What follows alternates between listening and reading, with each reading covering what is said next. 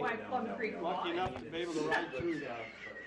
Come on now. Okay, I'll let you think that. You gotta be a homer. So they don't have an Aloha night. That's True. They don't have Birdie Lane and We might be spending some money tonight. Gosh, it's kind of scary when you, I mean, you kind I of, don't know why this one did, You all look the at other this ones as turn routine. on automatically, but that one boy, you didn't. look at those numbers that Just we're lucky, working with. yes. Yeah. Like me. Yeah, I'm glad we got the number of bids that we got yeah. on the Yeah, that's historic. on deal. Yep. Okay. Turned out Sure. way better than I. They got the We had market. nothing on the iPad. Gouge it, right? A little nervous that he was scared to put it out You know, they didn't open up the bids. Well, Yeah, this morning. Diane, is everything technically ready to roll? Everything is. All right. All right, we're, Yeah. as soon as you get back there, I'll Just call the wait. meeting. You gotta get out of the I'll way. give you a grace period. we don't want people getting in trouble.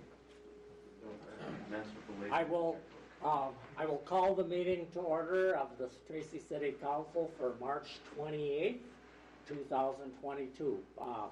Let's join in our Pledge of Allegiance.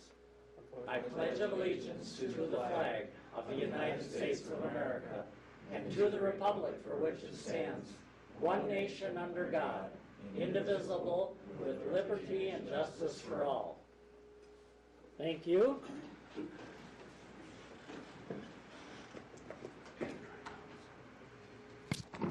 Council members, do we have anything to add to the agenda that you have in front of you?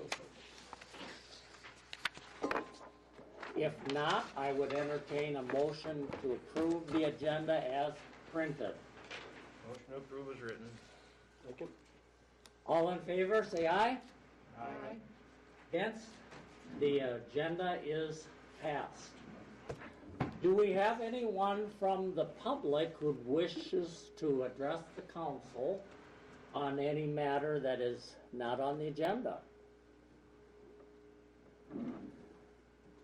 Seeing no one, I will move on. The consent calendar. Council members, have you all had time to read and the minutes from the March 14th, 2022 meeting? Are there any changes you would like to make to the minutes, or otherwise I will entertain a motion to approve the consent calendar? I'll do it. I'll do them all. I'll make a motion to approve the March 14th council minutes, approve the municipal accounts payable without breakthrough beverage, approve the municipal accounts receivable, and approve the park board minutes. Could we have a second to that motion? Any discussion on that motion that's been first and seconded? If not, could I have approval on a voice vote on that? All in favor signify by saying aye. No, we have to do it. No, Do we have to have a roll call on that one? Diane's ready. Well, my fault. I told the mayor pro tem we didn't have to. So, but I work for Diane, so you have to. Okay, I'm just trying to speed up the process. All right, Diane, we will have a roll call vote on that motion that's on the floor. Jones? Aye. Landay? Aye. Tell? Aye. Teagues? Aye. Pro Tem Mayor Schmidt? Yes. All right, could we have a approval of the municipal accounts payable with breakthrough beverage? I'll make that motion. Second.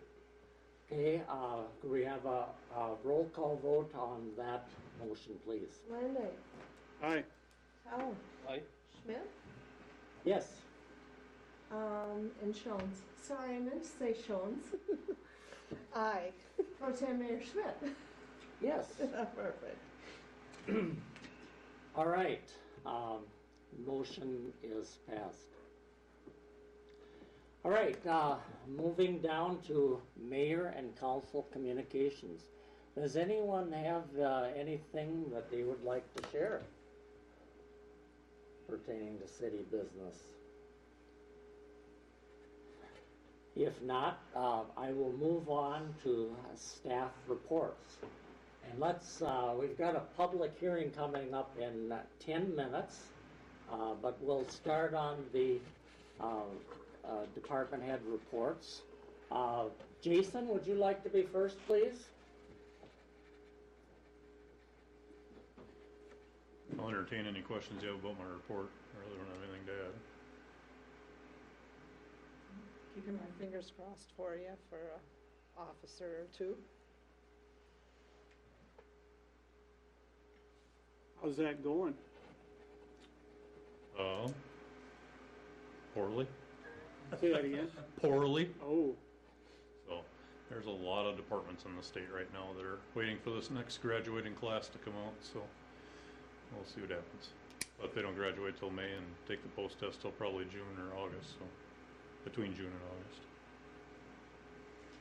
Well, we appreciate what you're doing to trying to stretch yourself with available resources to make the schedules work. But it does look like you're getting the new squad car. Yeah, the new squad should be here, or Ford says it'll be here that last week of April. So we'll see how that goes. then you gotta outfit Remember it. the 2019, we had to wait for it 2 months parked on a train, if you remember. So You have to outfit it then after you get it? yeah, Like your, so it'll be another month and a half after that who probably. does that? Enforcement Lighting. Brant Standrich is the guy's name. Where is he located? His current shop is up in Blaine. Okay. So Would you estimate then it's probably going to be toward the end of the summer by the time we're ready? June 1st. June 1st. No, but by the time the old everything switched over and you're ready to sell the old squad car. Well, the old one will probably get sold before the new one's even ready, because once they take the equipment out of it, it's no longer any good to us, and it'll probably go from the outfitter that strips the equipment out straight to an auction house. So Any other questions for the chief on the monthly activity report? Okay, well, thank you, Jason. Appreciate it. Mel, you got a colorful report for us I know. this month. Those are our new website colors, which I failed to mention in my report that we are getting a new website design here sometime in the next couple of weeks. Last year, Plum Creek got some money to do websites, and they did websites for libraries that currently did not have one, which we did. But this year, we're able to get ours redesigned. So this is being done by a professional web developer down in Spirit Lake, Iowa. And I've been working with her over the last couple of weeks to get the colors picked out and get all of the information to her for the website. It's looking really good, and I'll let you know when it's all up and ready to go. And it's just a really great opportunity for us to get a professionally designed website for free. So I'm excited Mel, about do you it. see some benefits to the public that uses the library accruing because of this new website? Absolutely, and we have some other exciting things that are hopefully coming up too, with improvements to our catalog that we're looking at getting for the Plum Creek system that would make web searches easier. And I think our new website will work in really, really well with that. It's just going to be a lot more user friendly. Okay, good. Yeah, so, and then on to the annual report highlights. Does anyone have any questions about some of the numbers on here other than why aren't they straight in line with each other? But that's why I'm not a web designer. Circulation was really good in 2021. If you have wondered what info retrievals are, that would be from some of our new databases through Scholastic and Creative Bug, which is an arts database that we have now. Everything else I think is pretty self-explanatory. Other, programs, we obviously were not up to pre-2020 levels yet in 2021. We started doing programming again probably about a year ago. So, we were missing some, and then we toned it back again in the fall when numbers started to go up again. So we did what we could when we could, and so far this year it's been a lot better. So we should be back up to where we used to be.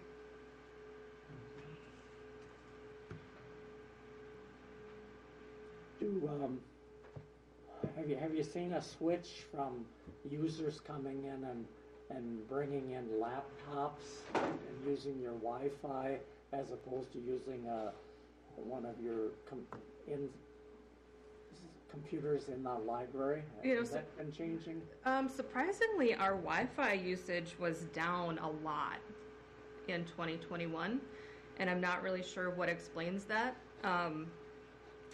I think, as I've said previously, I think more people just have gotten the internet at home because of COVID, and now they, once they've got it, they don't want to get rid of it again and start coming back. And most of our public computer sessions are people coming in just to print, because you may have a computer at home, but you might not have a printer. So, that's the sort of business we're getting there. Okay. That's interesting. Yeah, it's definitely a different situation from what it was 2 years ago or 3 years ago. Okay. I see Miss Tracy Royalty have supplanted, or they're going to supplant the Easter Bunny. Yes, on April 14th. yes, they will be coming to do a special Easter story time for us. They did such a great job in right before Christmas, and they had a great time, and we loved having them. So they will be planning a craft, and we'll be getting the supplies for them and picking out some books, and they're wonderful. Yes, they are. Any other questions for Val? Good job. Thank you. Thank you, Val. Okay, we've got about 4 minutes left till our public hearing time. Fast enough. Who wants to, They're arguing it out. I didn't know how long-winded she was going to be tonight. Because I'm not long-winded at all. We know how to cut you off. Yeah, that's, yeah.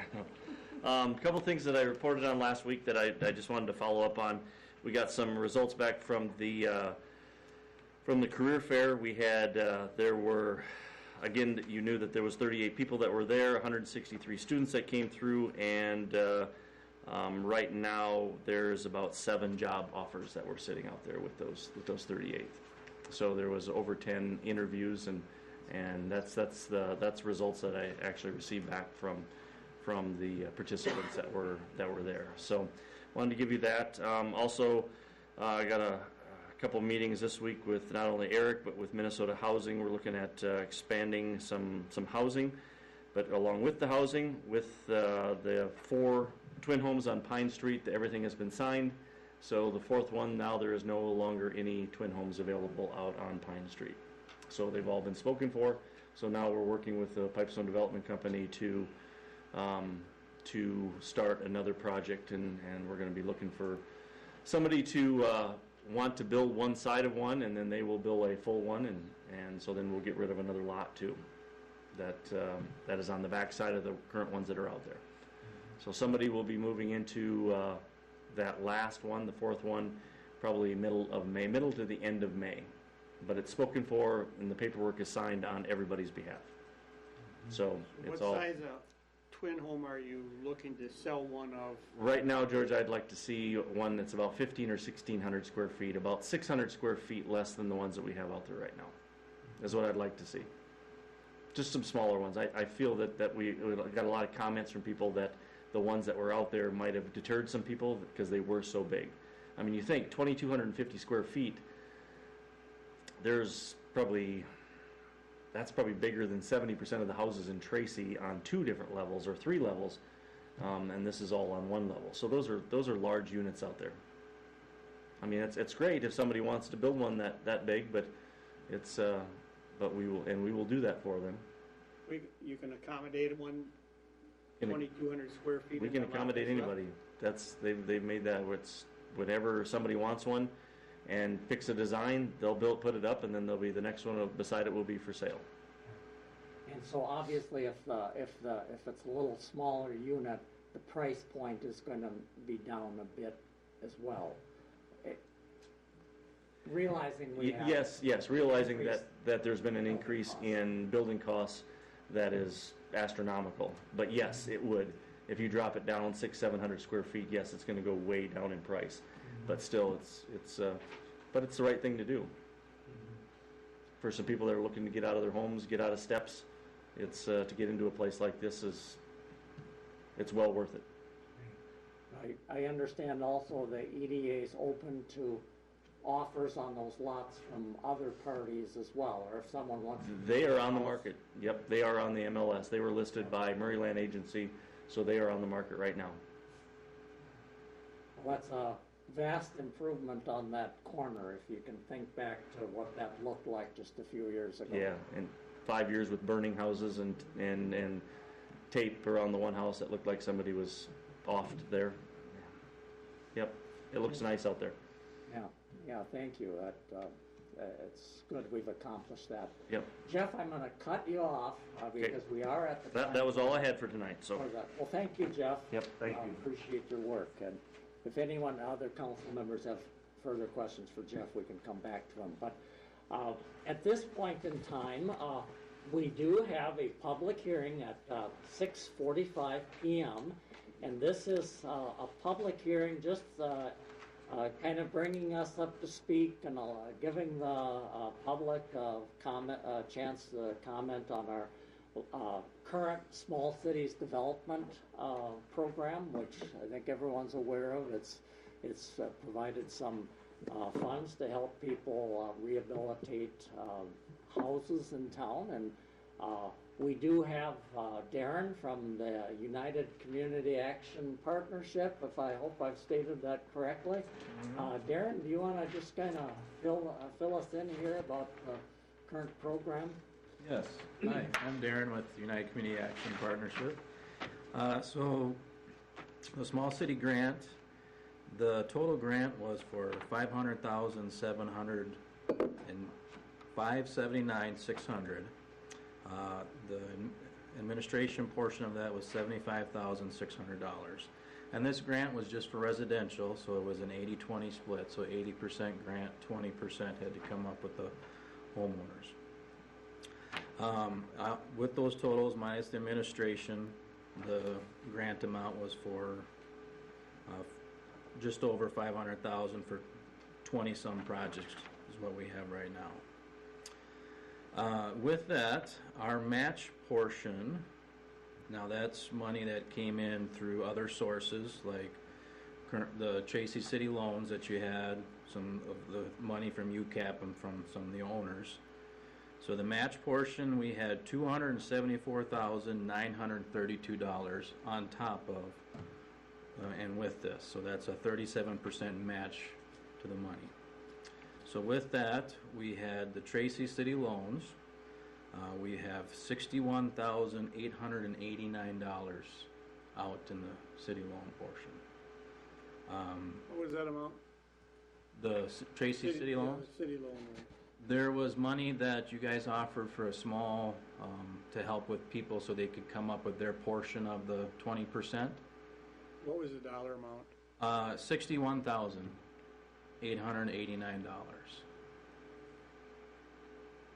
Thank you. And the UCAP, so one of the programs we offer at UCAP is what we call weatherization.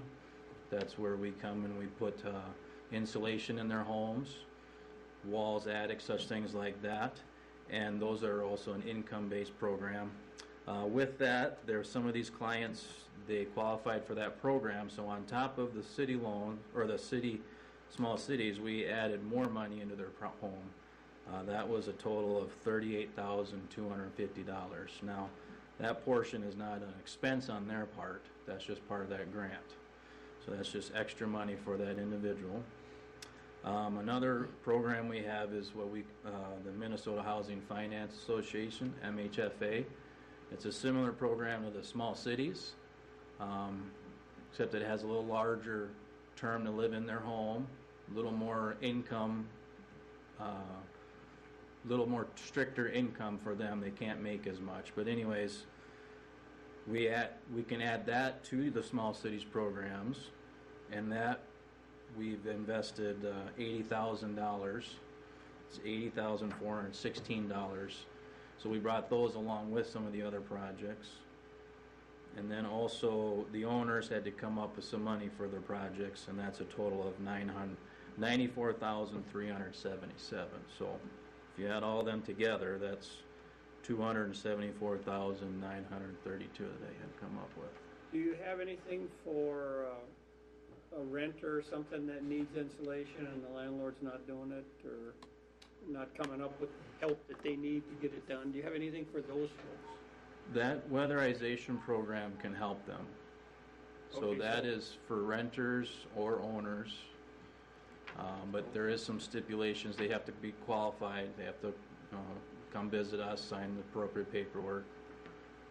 But that is a way for that home to be better off. If they bought a home on contract for deed, would they qualify then? Weatherization doesn't focus on that, so it's just if you qualify income-wise, you meet their certain criteria, So that then- doesn't matter. Okay. Small cities and those, you have to be homeowners, so that portion doesn't work.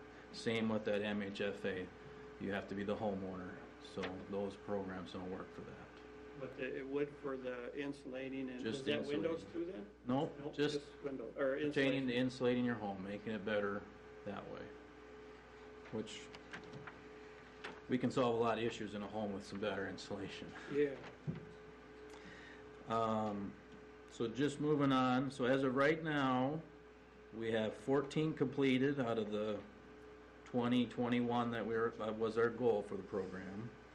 We have 7 that are still in work in progress, and we do currently have 1 on the waiting list. I mentioned that because as the money flows right now, we have all 21 homes spoken for, but with how some of the grants have gone, we have some money left over. So we will be trying to pursue seeing if we can find one more client. Otherwise, that money would have to be returned back to the city. But as of right now, we have roughly $18,000 in the Small Cities Fund that we can try to apply to maybe that 22nd customer. But we do have to have all these done by the end of September, so we're kind of meeting a tough deadline. The project completed by then. Correct. So some of these, if it's a roof or something, that's easier said than done. But we'll have to see if we can find that right person for that. Do you have that list? I mean, is there a list you're going down?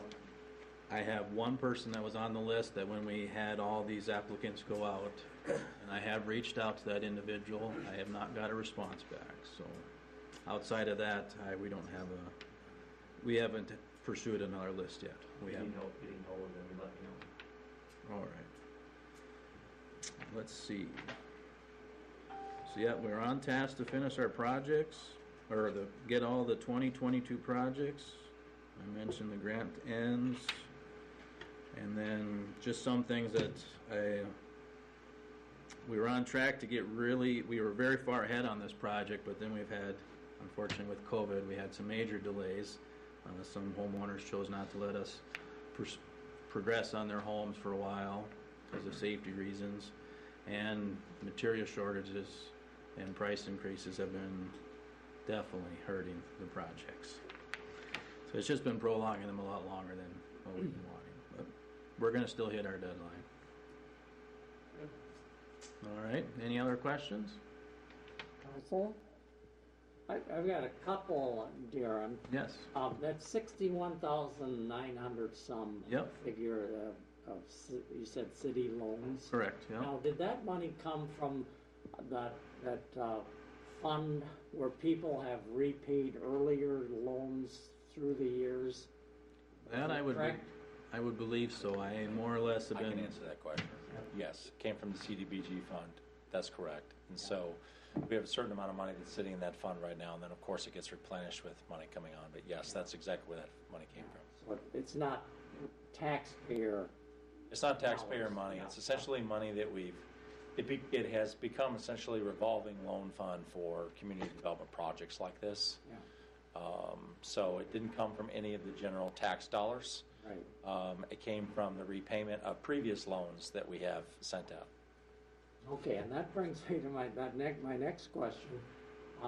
We've had a number of small cities grant programs in Tracy, I think going back to the 1990s, if my memory serves correct.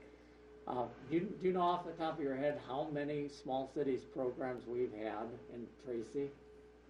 oh, it's definitely is you know? further than me. If you go look at the files, but I can, right off the top of my head, I know there's 4. Jet, if people are going to talk, they need to come to the microphone. Otherwise, we can't hear them. The people Jeff, out there you can't wanna hear them. We just- don't get them on the record. Just amplify the. Sure. Just looking at the files that I have, the hard files, I would say there's at least 4, and this would have been number 5, and 6 coming soon. I would be curious to know what that number is, just a clarification, how many projects we've had and how many homes or business properties that we've renovated and what the total dollar amount Yep. is involved. I think those would be some pretty impressive numbers. Yeah. And then also just that 61,000 that we've given out so far is, and we've committed to 70,000. So we've got another 9,000 left, wasn't Correct. it? Was it, or was it 75,000? I can't I remember. have 73. 73,000. So we've still got about $13,000 left in there that we committed to for the extra loans to help people out. A lot of times it's not just for the 20%, but it's their projects go over the amount that the project takes. These folks that are doing projects and it's costing more than they thought, they know about this? Yes. Yep. Place where they can go get a little extra money to finish it or whatever? When I go and inspect with them, I talk to them about the process and I make them aware that they have to come up with certain dollar amounts. And so I tell them how much grant money they are allowed to have, and then anything above and beyond that they have to come up with. And then we send things out for bids, and when they come back, they're very aware of what all the costs are going to be and what their portion is going to be. And so they can cut or keep whatever they would like in their project to fit into their budget. And then when we figure out what they want, then in this case, if they would like the loan portion, we would come and ask, and they approve it, and we move on. Brent, or Darren, just to clarify one point, you mentioned grants. Mm-hmm. Actually, technically, aren't they forgivable loans? Correct. It is a loan. It's kind of like a lien on your house. So it is a loan until that time is paid for of 10 years for this case. And then the money would be granted, or that money be forgiven for you. But if the person moves from their house or sells it prior to the 10 years, they're required to pay a prorated portion of that money back. Correct. And then those proceeds then would go into this CDBG fund, correct? Which then is used for further loans Correct. in the future. And we just got one of those checks back here just a few weeks ago from a house that sold at 5 years, so we've got 50% of it back that came back and goes into the CDBG account. Good. Okay, any other comments or questions? So when do you start the next one? Shortly after September, I think, is your interest. Thank you, gentlemen. Thank you, Darren. Thanks. Thank you. Very positive program for Tracy. Thank you. All right, we will, and no actions required on that. That was just mostly a public information hearing. So I'll close the public hearing and we'll go on to our reports from our department heads. Who would like to be next? Go ahead. So I apologize, I do not have an official report that went out in the agenda packet. I spent the better portion of last week at the Municipal Clerks and Finance Officers Association Conference in St. Cloud. Just a great networking opportunity, and then they had sessions over 3 days. Good learning opportunity for myself as well, with finances revolving around cities and how cities operate. So really enjoyed that time. Our couple of things that I have, our audit starts next Monday, the 4th. The auditors will likely be here a couple of times, but most of the audit will be completed virtually again, off-site. I have a few more things I need to prepare. We've been working really closely with them the last couple of months to make sure that we have everything that they need in place to make the audit as seamless as possible. Our driver's license and motor vehicle business, as expected, the last couple of months has increased just due to the time of the year. It's pretty common that this time of the year we have higher volume of customers coming and going. For utilities, Krista continues to call customers with past due balances, collecting where she can. Again, just a small handful of customers that were shut off last month, and as far as I know, they've all paid their outstanding balances or have been turned back on. Excuse me. No, go ahead. If I wait, I'll forget to ask you this. So when they're shut off and turned back on, do they need to do the $200 prepay or whatever to get turned on? We've not been doing the $200 deposit. That we're only charging that on new accounts. They have to pay their full outstanding balance plus a $40 reconnection fee to be turned back on. And then the last note I have is just a reminder for Lydell's retirement celebration on Wednesday from 1 to 3 p.m. This coming, Yes, the 30th. Yep, what's the time? 1 to 3. This is his last official week with us, so if you're available, feel free to come for coffee and cake. Any questions for me? Council, any questions for Krista? I have one question. Krista, did I understand you when you said on the audit that you said most of it is done off-site? They can just look at the figures and reports that we have. They don't no longer have to dig through files and receipts and all of that stuff? Correct. They actually have a portal where they send us the list of everything they require, and we just upload it to this site that we have a login for. And then we do some email communication back and forth throughout the audit while they're working on it. They'll send me, they'll request invoices, so I'll have to pull invoices, but all of that is now in my viewpoint with our new accounting software. So it's all on the computer already. I don't have to print anything, I don't have to make copies. It's just uploading to their portal. So it's a pretty smooth process. Sounds very slick. It is. Okay, any other questions for Krista? Thank you. Shane.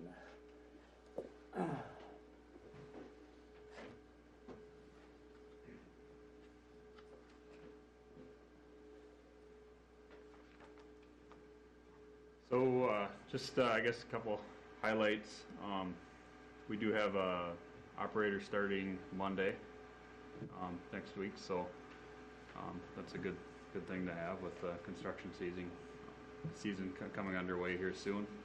And the other thing, we also got a letter of commendation from MPCA for compliance at the wastewater treatment plant for ponds. So we haven't seen that in probably the time I've been here. I have never seen a compliance commendation. So, mainly because our ponds are undersized. Even Al did what he could at the time, but and then like Al's not here now, but a lot of his efforts are shown in that compliance too. So. And the new person that's coming on will be the take care of that? Yep.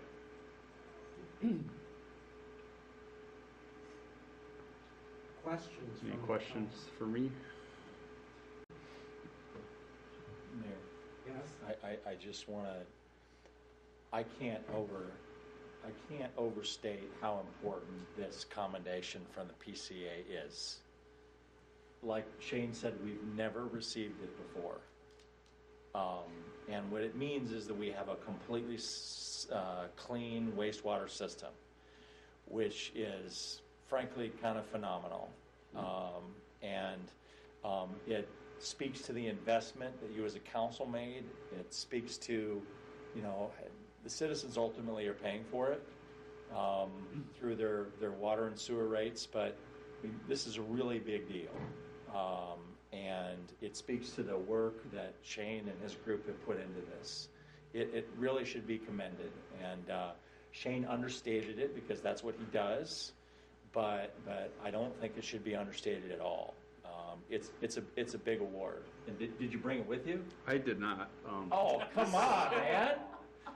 He's got it framed in his office. It came to the office in this little folder. It's got a certificate, some gold foil on it. I mean, it's like, wow! It's just like, you know, you just won the Pinewood Derby or something, you know.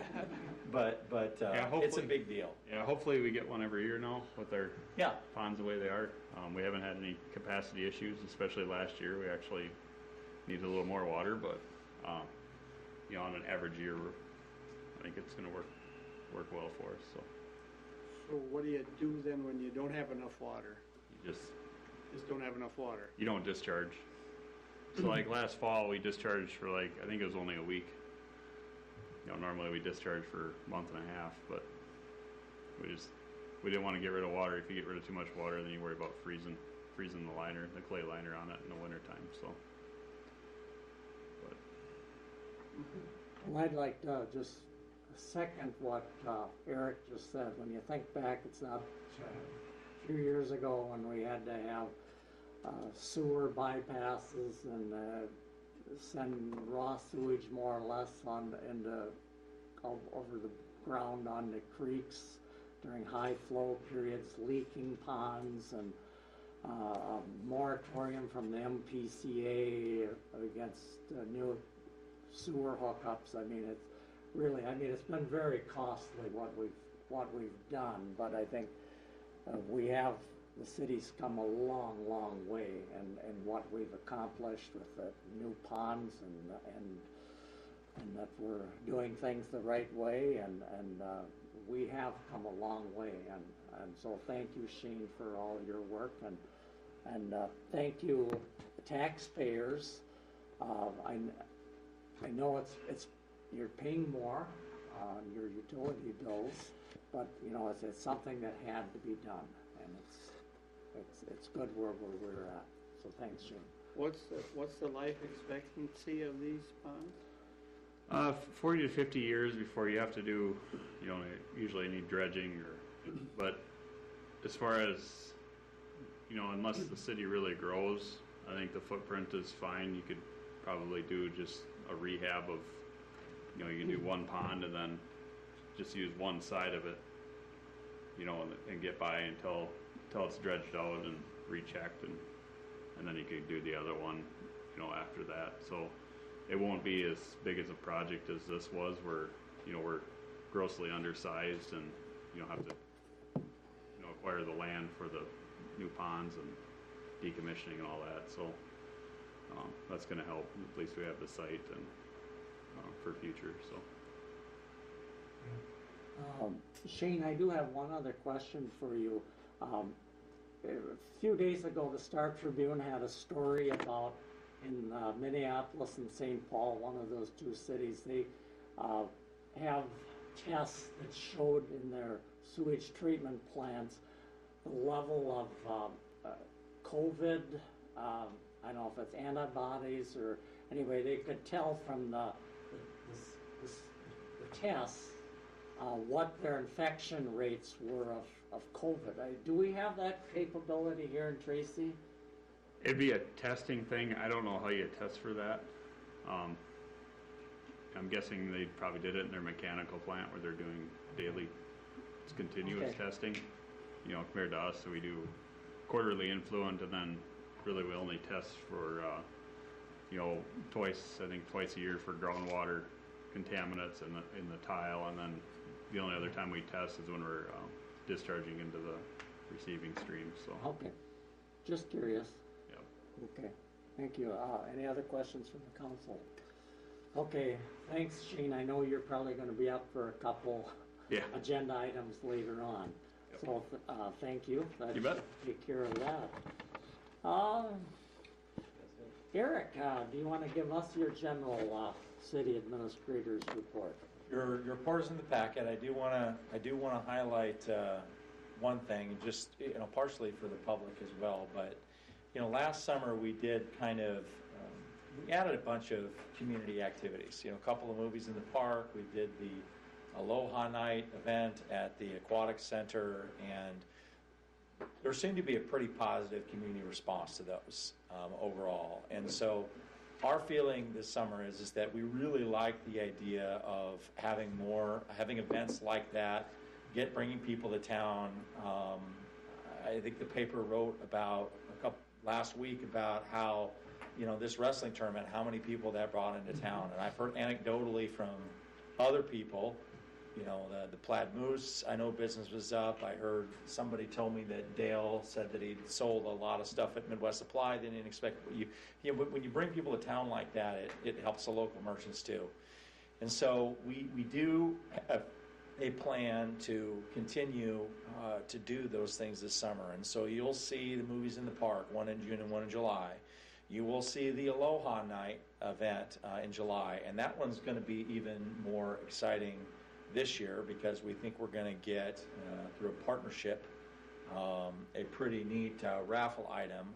We think we're going to be able to raffle off a signed Kenny Chesney guitar, along with a sponsorship from his, I shouldn't say his, I'm not supposed to say that, am I? It is I don't know his. what the regulation is. He owns it. Blue Chair Bay Rum Company, and so we're going to try to make that event even bigger than I think it was last year, and I think it'll be pretty cool. And the other thing, and that of course, last year we were able to give money to the Tracy Area Education Foundation, and we expect that we'll do the same thing again. We're going to add, we'd like to add another event this year as well, which we are tentatively calling Burgers, Bands, and Brews at this point. And that's going to be on June 4th, and it will be very, in the past I think there was an event where you did like a burgers, bands, and beers kind of thing, and so conceptually this is a Central Park event as well, and this would be a fundraiser for a community organization, and it would be a similar kind of thing. And so I don't have too many details yet, but I wanted to kind of, let people know that this stuff is coming. We think this is the kind of thing that's important. It's important to bring the community together. It's important from an economic development standpoint. It highlights the park. I mean, I think all that's fantastic. So we're hard at work kind of at this stuff, and I'll have more details relatively soon, particularly regarding the Burgers, Bands, and Brews event, which we think could be we think it's going to be really big. So I wanted to mention that. A lot of the other, we're starting to get ready for summer. Because we've got the Aquatic Center opening up, and all these events that are happening, and a lot of additional street maintenance that's going to happen. All our projects are going to start going here, pretty soon. So you're going to see a lot of activity around town, and we're excited about that. Tracy has really got a lot going on right now, and I think that's the message that we all want to send.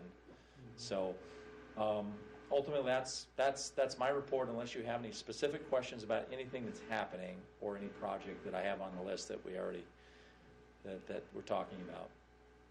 Council, any questions of Eric? Eric, any further updates as far as when they're going to be starting on the west side of town on that infrastructure infrastructure project again, or resuming? We haven't had a meeting with the contractor yet at this point. I suspect it will happen sometime in April when the weather was good enough, but I mean, that's going to be imminent. So you'll see that construction happening this summer, the completion of that project. And, you know, assuming that we move ahead with what is on your agenda later, you know, the ponds decommissioning will start later in the fall. And then we're moving into design on the, we're actually already in design on the Center Street reconstruction, which we're hoping will also start at some point this year.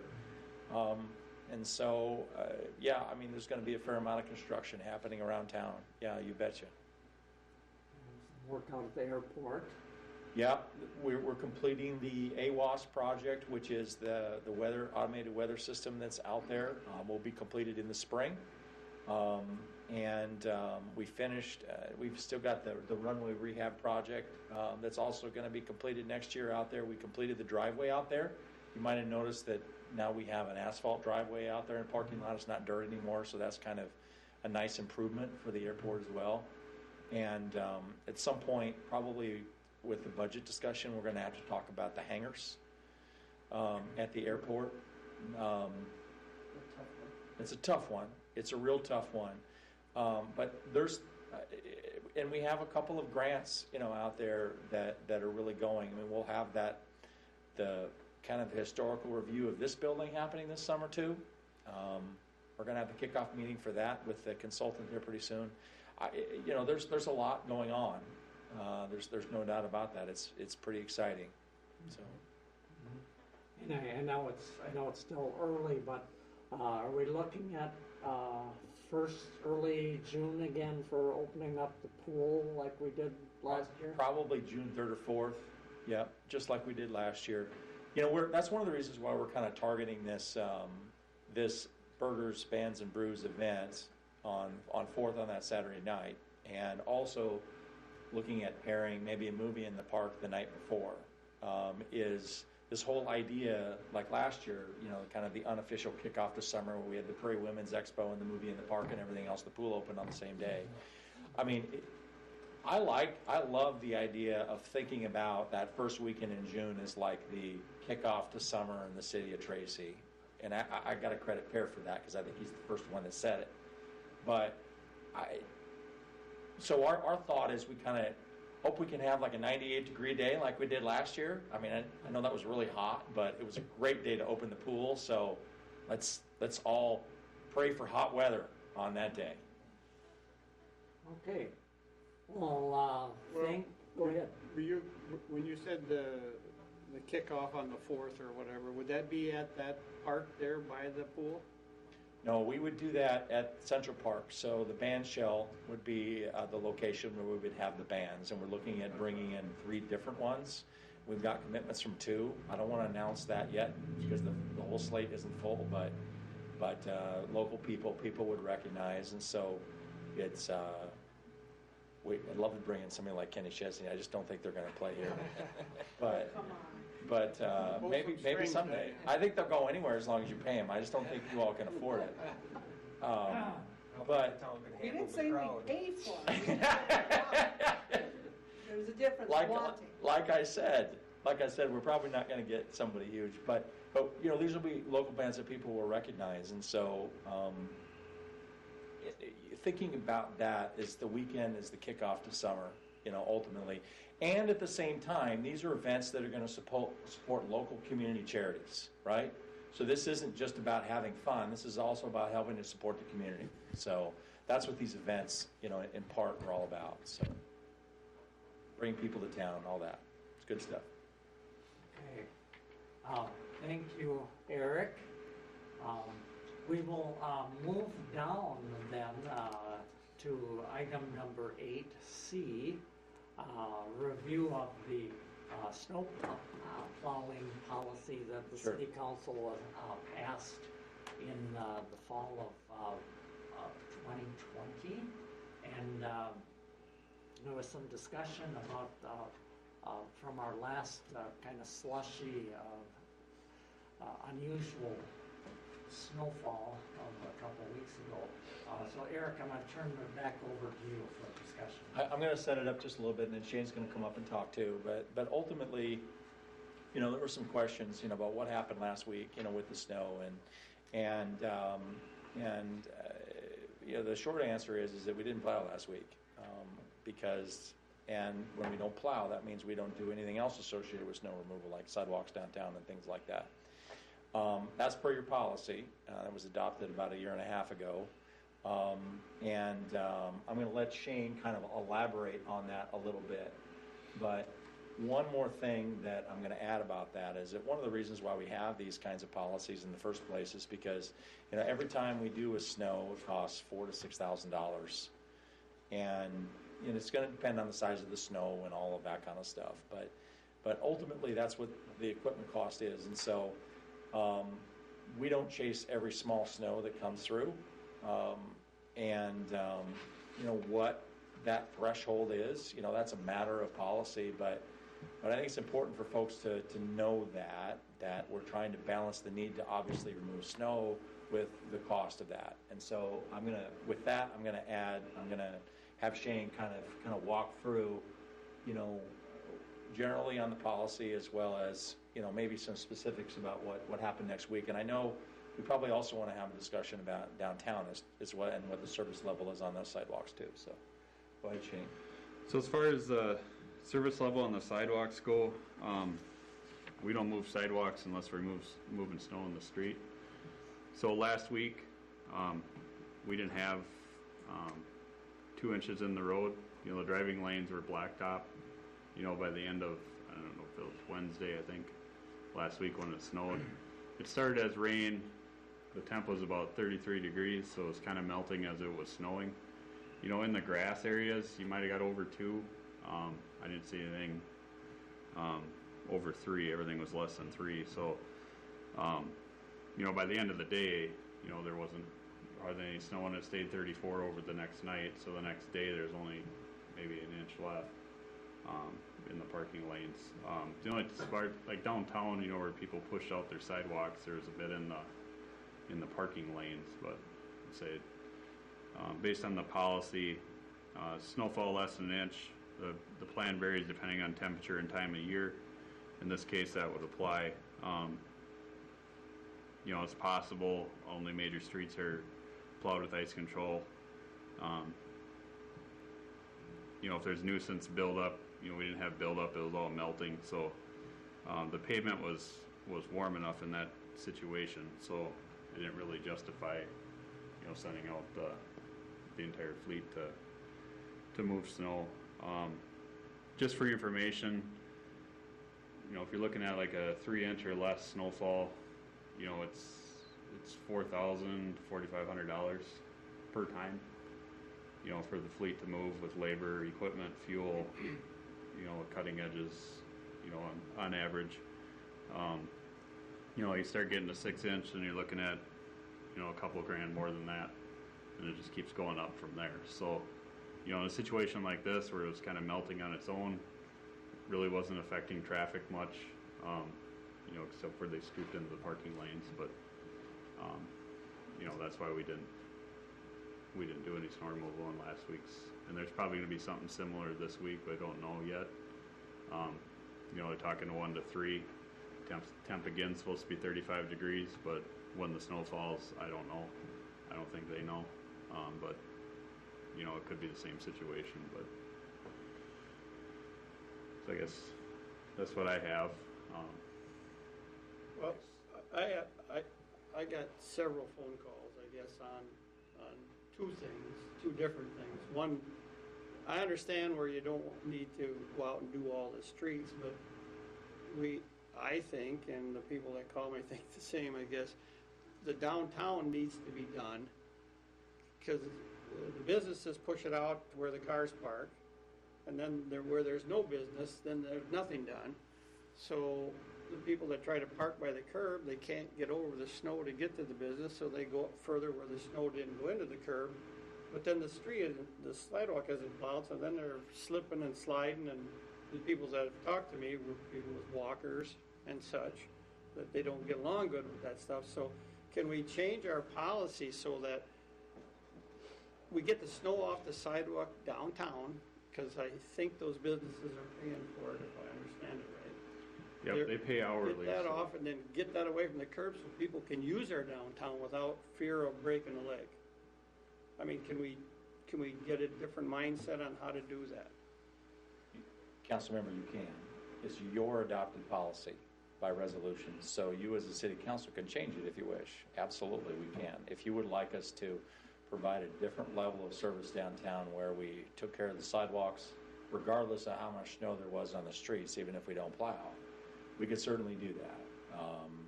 We've been following the direction as we understood it, and so we would be happy to change. If you would like to, we can modify that and bring it back to you, but that would require direction from you to make that happen. If you'd Well, like us to do that, we can.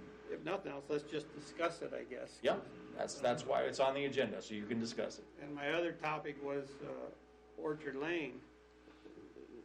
Their stuff isn't getting done, I don't know how to say this, the way they're used to it, for one thing, because you're busy doing streets and stuff. I understand all that, but what I'm wondering is if we should go back to the old way and let whoever we had or bid it out to do the snow removal so it's done in the morning so they can make 8 o'clock church or 9:15 church or whatever it is, and not have to worry about getting stuck with their walker and stuff. In general, as far as Orchard Lane goes, I guess my department, I know Jeremy does a little extra there, besides what we do, but we move snow out there when we move snow in the rest of the streets. I know we have a meeting coming up on Orchard Lane, internally, but. Yeah, I could talk about that just a little bit. I mean, we of course, we started doing this in January, and so we're kind of, feeling our way through in terms of what this is. I don't know if we're doing it differently than the people did before. What I'm going to tell you candidly, though, is that we're not a personal snow removal service, and I would guess that the contractors previously were not either, which means that we're going to be able to come out there at certain times. And so what we kind of decided internally is that we would provide the same level of service generally as we're doing throughout the city and tried to match it as much as possible. So what they were getting before. So what we did is that when Shane, does his plowing for the city, so we go out there and plow the street, obviously, and then plow their driveways. And Jeremy, our new guy that's replacing Lydell, goes out there and takes care of sidewalks and things like that.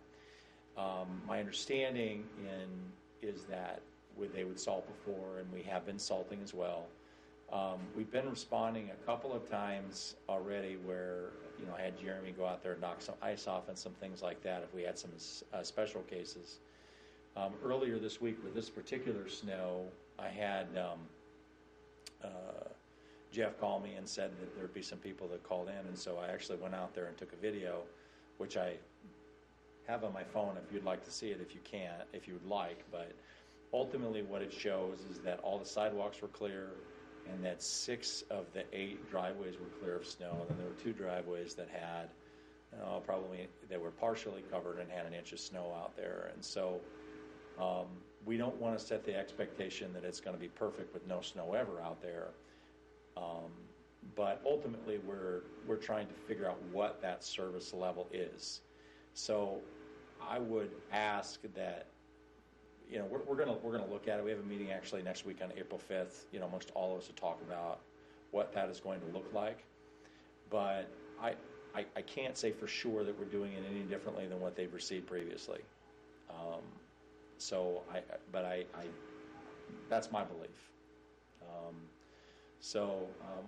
We can bring more back, and certainly we can have we can include in the snow plowing policy. If you want to make changes about what we do at Orchard Lane, we could do that too. Any other comment? Well, questions? Like with the downtown area, I think the situation has also changed a little bit with now the sidewalks widening and with the bump outs. There's not as much road space for when the business owners have to push their own snow or remove their own snow. They have no place to put it other than on the street. And that's been the understanding. It's been the accepted behavior, push it out on the street, and then we can take it from there. And I guess my concern is they're removing more snow because the sidewalks are wider, so the business owners have more snow to push onto the street, which then gathers up, and now the streets are narrower, so people aren't able to maybe cushion their space from where they park to where the curb is, because the road's narrower, so they have to park right up by the curb. So I think we do need to look at it maybe a little differently, because we have said we want people to go downtown, we want to attract people downtown, and when there's slush on sidewalks in front of, right now, empty buildings and stuff like that, I'm not saying the present store owners aren't doing it, but they can do it in front of their building, but to walk from one street down to the post office or something, or down to the bank, they're going through slush quite deep. And when, it's not just elderly, I mean, anybody, when you're walking in shoes to walk through that slush, I'd rather walk through snow than slush.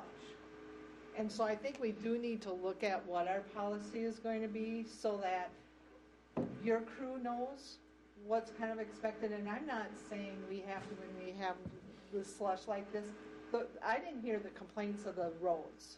No, I didn't. I did not hear complaints of the roads. What I heard was the downtown district. And so I think we do need to look at that, and I don't know if it would be feasible, and I'm looking at you because it's your crew, if it would have to be total from storefront to curb, or if it would just be in the spring when it's hopefully going to be melting, you know, a one swipe through, you know, for PD or for whoever would run that. So it wouldn't take your whole crew or anything to do it. And then, I don't know, I don't have a real good thought, maybe you guys do, as far as for the street. And I think it's part of time of year too, like you were saying. If we get 2 inches of snow like this in January, who cares, because it's usually powdery. But when you get it in March, April, and it's the sloppy slush, it's like, yeah, it'd probably be nice to get that all moved out of the way, because it's a nuisance more than anything. So when we remove the snow in front of the empty buildings, does that get assessed to the property owner? They get billed it's usually May when she sends that out. As soon as we know it's done snowing. It snowed in May too. But. I was going to say, oh, in May, good. So, you know, once we have all our hours from that season, winter season, then they'll get billed. I send a spreadsheet over to Krista. She bills each property owner. I got to update, you know, if there's any change of ownership or whatever. And then if they don't pay it, I think is that by October, then they'll special assess it. So what you're doing then is whatever time you spend, that's all that's getting billed. It's not just $30 a month or $300 No, so a it's month or whatever. It's not a flat fee. total hours for the year, and there's total feet. So the more feet they have, so it's figured out by foot is what it is. So Okay. I didn't know how you did that. yeah. So if it doesn't snow at all, then you won't see a bill. But I've never had a winter like that. The one property owner that talked to me said that most of the time they already have it pushed to the curb before you get there with the broom. Depends on when it lands. Say during the day, it's almost impossible for us to do anything downtown because people don't move.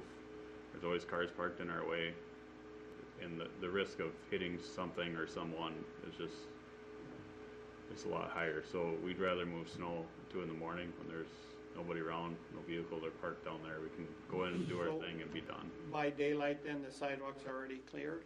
Most of the time, yeah. Okay. But if it snows like say, if it starts snowing at 11 o'clock in the morning, and it snows all day and they want to push their sidewalk out, you know, there's nothing we can do there because there's too many cars parked in there, so we can't scoop it out. But then that following night is when we would go out, so. You and your crew, I don't want you to think I'm complaining. I'm just trying to understand how this works, I guess. But, you know, most of my complaints I get, you know, it starts snowing at 5:30 in the morning. People wake up at 6:30 and there's 33 inches on the ground. They ask why we didn't plow. It takes 8 hours for us to get through our route, even on a, 3 to 4 inch snow.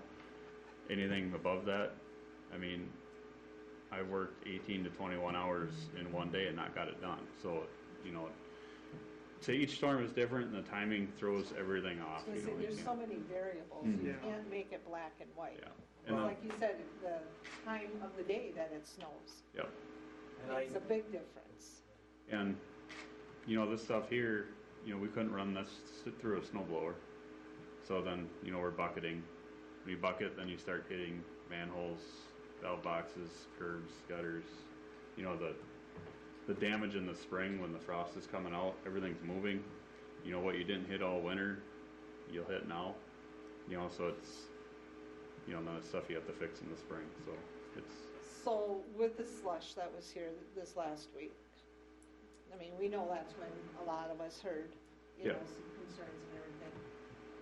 You can't clear that with, I mean, you would probably have to use your skiddy or. you what could would use you- this, if it's too thick, the broom won't do it. This here, what we got last week, probably could have got most of it with a broom. I don't know about a second pass, because as soon as it starts stacking up, it just goes over top of it. You know, and it wouldn't go through a snow blower, so, you know, then you're up on the sidewalk with skid loaders, and it's about the only way you're gonna get it off there, so. Which we have done, but, I mean, the type of complaints I heard more from citizens than I did business owners.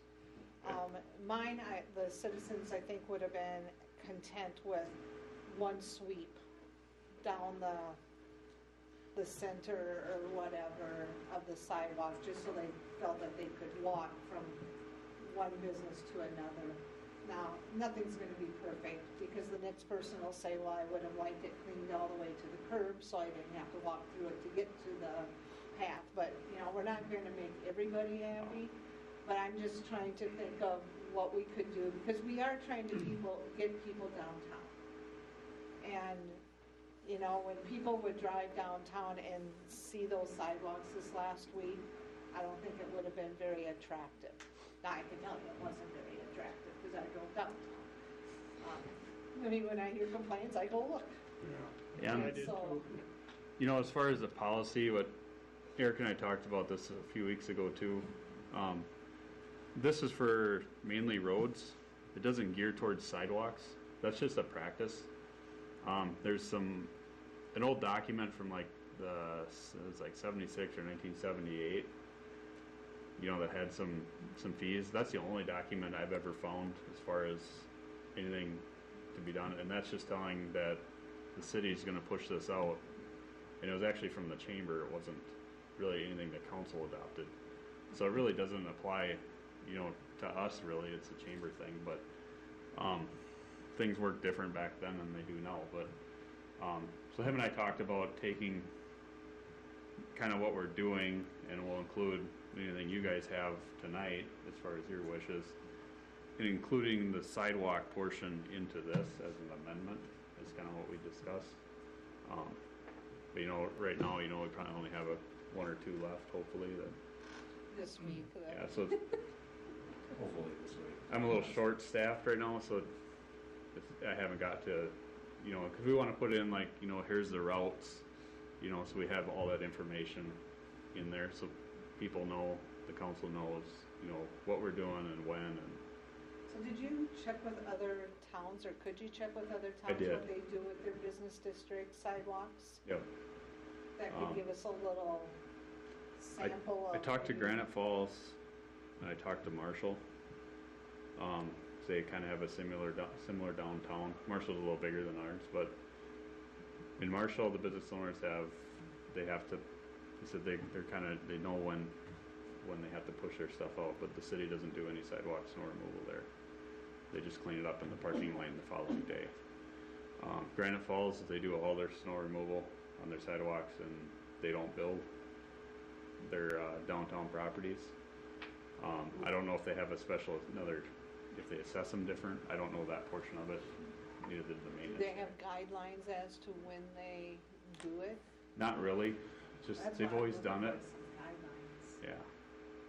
So And with the policy that we have, I don't think we need to change any of it.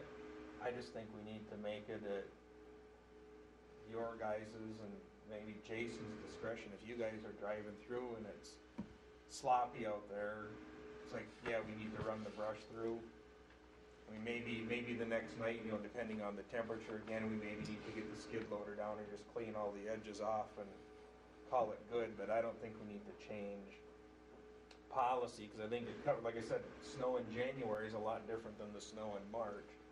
But I would rather have you guys use your discretion and go, yeah, it looks a little sloppy, we're gonna clean it up and assess, you know, and bill the business owners.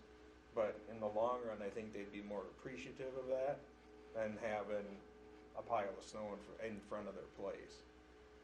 Yeah, and then if you move snow downtown and not the rest of the town, and then you get that, you know, that issue too, you know, it's like, well, you plow down there and not anywhere else, so. It's just all that things. But those businesses have no place to put their snow. Yeah, They have to put it on the street. We tell residents, you don't blow snow onto the street. You blow it onto the boulevard or whatever, not do it. So it's already two different expectations there for residents versus businesses. yeah, And I guess I would feel comfortable standing behind you guys on that the reason the downtown's done is because they have to push it into the street. And the citizens don't want to have to walk through all that stuff when they're trying to park and get up to a business. So I think we would stand behind you on something like that. Because they have no other options. no. You know, residents all have boulevards or yards or whatever. Yeah, where we're trying to bring people downtown, we need to try to make it so they can get downtown. Council members, you know, my basic question is, you know, what direction would you like to give us here? Because I wouldn't recommend the council member, you know, just leaving up to our discretion, because entirely, obviously there has to be some discretion. Because the issue is that changes, you know, it changes based on, you know, who's there and who might have a complaint about it, or what the circumstances are and what the snow are, you know, and it's really helpful for the staff if we know exactly what your expectation is. Now, obviously, we can't control for every single situation, so we have to have some level of discretion in that. But what I will tell you specifically is that this policy does not address sidewalks, like Shane said. It is strictly assumed to be a street plowing policy. It might be helpful for us if we were able to bring back an amendment that would add sidewalks, you know, as a component to that, so we can get some direction about generally. There will always be some level of discretion. How do we handle sidewalks? My perspective as someone, a downtown business owner who shoveled sidewalks for over 30 years, was that the city was responsible when we have a major snowfall, and that it was the property owner's responsibility for all the in-between things of keeping the sidewalk clear. And so to me, there's some responsibility to the property owner to, if, for example, they're not going to be open on Saturday, that they should be contracting with someone to come down and make sure that the snow and ice is clear from that sidewalk. And the city was always, I always looked at it, it was a major, you know, if you had several inches of snow and it came by, and so you didn't have to shovel. That was always my expectation.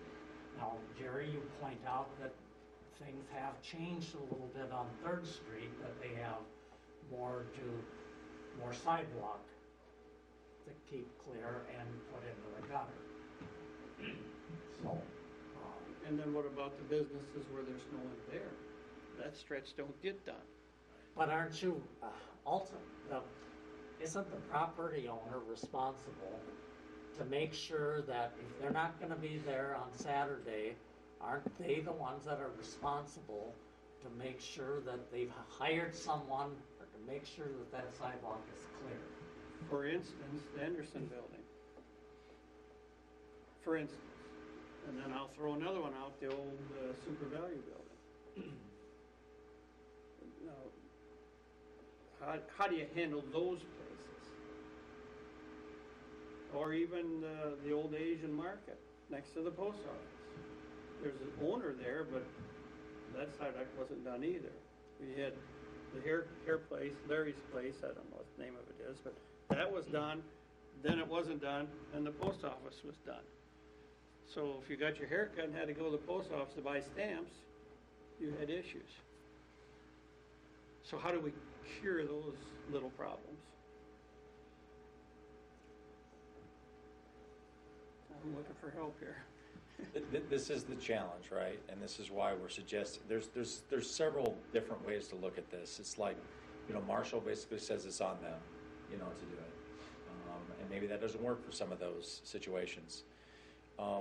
One other idea that I've looked at is that in Minnesota, there's a thing called a special service district that you can create. There's a process associated with that, and then it provides a certain level of service, and it's commonly done in places like where there were downtowns where you have special things like snow removal, or maybe you like hanging baskets, for example, is another example of that, where you might create this different level of service, for that area, which we're kind of already doing downtown, and then you assess the properties for that on a set amount, which might cover all those properties that either don't pay their bill or they're absentee landlords or whatever. And so I do think there's some options, to look at, but there aren't any easy answers, because there are, if we do it all the time, it costs us more money. If we don't do it all the time, it ends up being patchwork. And regardless of whether businesses should do it, as some of them are not. So I think it's a good discussion, but that's why I'm recommending we bring back some options for you to review, to look at for next year. Yeah, I guess I don't, it's the end of March. I don't believe there's a major event coming up on this weekend at the VMC. Why don't I say this? Because the policy is silent on it, why don't we, regardless of the snow, I think we could probably commit to taking care of the sidewalks downtown on this upcoming event, because I think we hear that concern. But I'm sure that we can address, regardless. We don't know how much snow is going to happen, but if we end up with a situation like we did last time where it's slushy, and we're not going to do the streets, I understand the issue, and I think we can address that. To your point, we've got events happening, Prairie Women's Expo's coming up. Are you supportive of the idea of bringing back some options for you to discuss, on this policy? I think that'd be a good idea. Okay. I see enough head nodding that we'll do that. It probably isn't going to happen this spring. It'll probably be something that would be more timely to come back in the fall. But we'll be able to do our research, complete our research, between now and then we can discuss it at a future council meeting. And if you could maybe consult with the chamber. Yeah, that's a good suggestion. I really wish maybe the chamber, this is something the chamber would even do. It would be great if we had, I know there's this retail committee that's kind of been meeting separately, and I'm not sure who all is involved in that, but it'd be great if we had like a downtown merchants association or something like that, maybe even part of a chamber where you could go to and talk to these people about, because the chamber doesn't just represent, some of those people aren't in the chamber. I don't know, but we can certainly start with the chamber. Yeah, you bet. Well, and I think we have time if we're saying we're not going to implement anything different until next fall. Now, I don't want us addressing this in October or November when can be caught with We'll do it before the storms start. But yeah. I think that gives us time to, even if we can't get together with the different businesses, Yeah. send out a little survey or something, because Sure. we want to see, like What I said, people think. it wasn't business owners that I necessarily had talking to me. So maybe business owners are fine, but then George I said, just had one business owner contact me, that's all. And Not them all, just one. and I can't speak for all of them, but, you know, I mean, it was, you know, I go in and get coffee at the Plaid Moose most days, and so I walked in the day after that storm, and I asked, you know, Grace, the manager, I said, how did the storm affect you? She's like, well, you know, I had to go out and shovel, but I guess it didn't really affect us other than that. That's one example. I don't know what that means for everybody else, but that's an example of a business that's going to have traffic, you know, coming in and out of them in the morning. I think I love the idea of doing some kind of survey to see what people think. Because Shane and I were talking about this a couple of months ago, like he was saying, and I said, well, why do we do it this way? And so he sends me a document from like 1978. I was like, wow. The businesses listed on there, the vast majority of them, maybe none of them are even in business anymore, except maybe the post office. So it's time to look at this and what we should do, because the conditions are different than they used to be. As you pointed out, the sidewalk is wider, businesses are different. So we'll make an effort to reach out to people, find out what their views are, and then see if we can come back with something different. What is the date for the Women's Expo? Isn't it this weekend? No, it's the Fair. 9th. Oh, so it's not this weekend, it's a following weekend. Yeah, okay, I got it that's what I wrong, wanted I'm to sorry. It's supposed to be 50 next week. So Women's Expo is the following weekend, not this Saturday, but next Saturday, the 9th.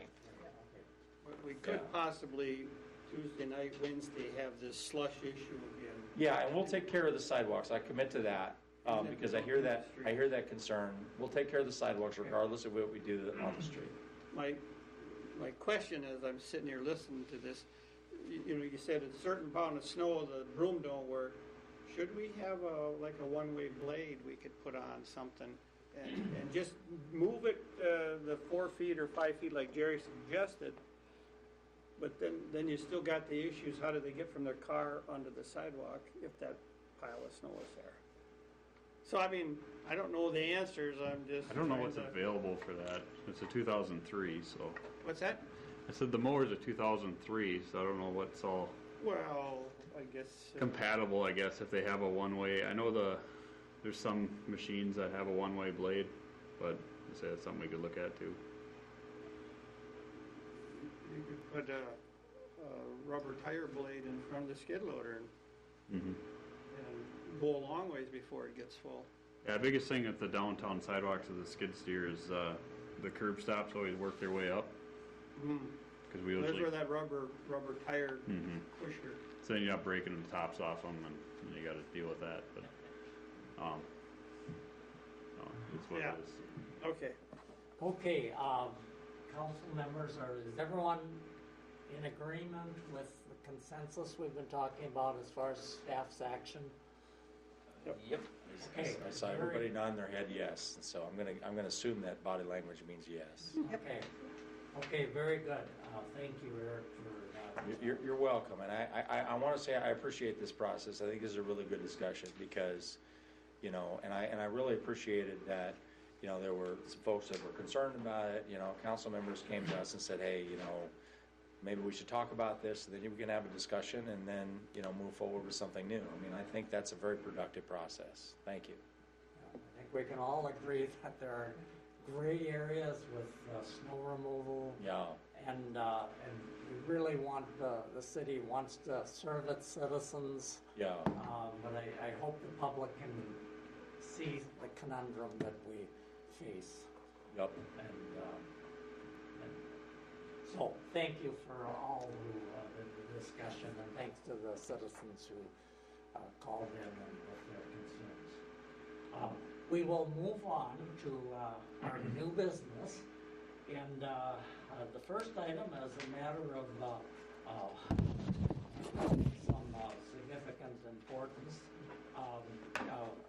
A resolution to consider the long-awaited decommissioning of our old sewage lagoon ponds. And I understand we had good news. We had 5 bids. And Eric, if you could explain Sure. where we're sitting and what your recommendation Sure, is. I'll set it up, and then I'm going to have Shane and Kyle from ISG come up, and then Matt also has some things he has to explain on this. We did have bid openings this morning on this project. The good news is that the low bid is just south of $1 million, which is $1 million lower than our engineer's estimate, and $10 million lower than the last time we bid this. So this is a big improvement over where we were before. There's no doubt about that. So with that, I'm going to have the engineer and Shane come up and kind of explain, what happened in terms of the process, what the project is a little bit, and then the bid opening this morning, and then, as I said, Matt has some explanation on the resolution, and then we have a resolution to award the bids this morning. And so with that, I'll turn it over to Kyle and Shane. All right, well, Shane got to share some of the good news about the city's sewer collection and treatment system earlier, about the compliance with the MPCA and the new ponds and collection system, and the piece that we're still dealing with here is the decommissioning of the old ponds. As we all know, that when the new ponds were built, the bid cost for the decommissioning the old ponds was extremely high, and it was something we needed to take another look at. So, like Eric said, we opened bids this morning on the decommissioning on this year again as a standalone project, and got 5 bids, and obviously some quite favorable ones, I think, from the city's perspective. So I think that's all good news there in that regard. I guess the one thing that came up during bidding is that our low bidder was, there are a number of, along with the bid form that comes along with the prices, there are a number of forms and certifications that contractors need to turn in. There was one of the forms that they were missing at that time. It wasn't anything that would affect the bid price or timing of the contract or competitiveness of their bid. So it's something that we did just check in with Matt on, and maybe, I don't know if you want to say anything more about bid opening, but I think following the discussion with city staff and city attorney, I think we're feeling good about moving things forward here. So, I mean, ultimately what it boils down to is that there was a form that was not included. And so we had some concerns about that because we wanted to make sure that everything was done properly and that we didn't have anybody contest the bids. And so we conferred with rural development on the issue because we didn't want to run afoul of them. We also simultaneously referred to Matt, and then interestingly, rural development also said talk to Matt. And from their perspective, they feel that as long as our city attorney is okay with where we're at, that we can go ahead and award the bid. And so I'm going to turn it over to Matt to kind of describe what he found from a legal standpoint, and if he feels comfortable awarding the bid to the low bidder, even though there was one document that wasn't included in their bid. Mayor Pro Tem, Council, so with these federal projects, there's a lot of federal forms that are required. A lot of that doesn't have to do with the project itself. It's to make sure that federal law is complied with. One of those documents and forms was, in this situation, what they call a contractor's conflict of interest certification.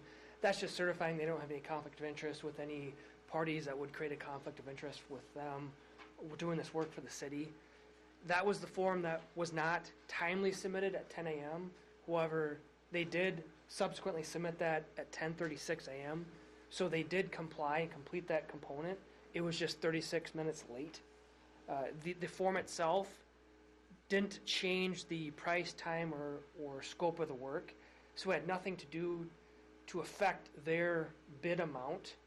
And when you apply this in a legal standpoint, first, as common as the bid specifications usually have language that says that the city can waive any minor defects or informalities that don't affect the time, the work, or the manner in which they go through this bid.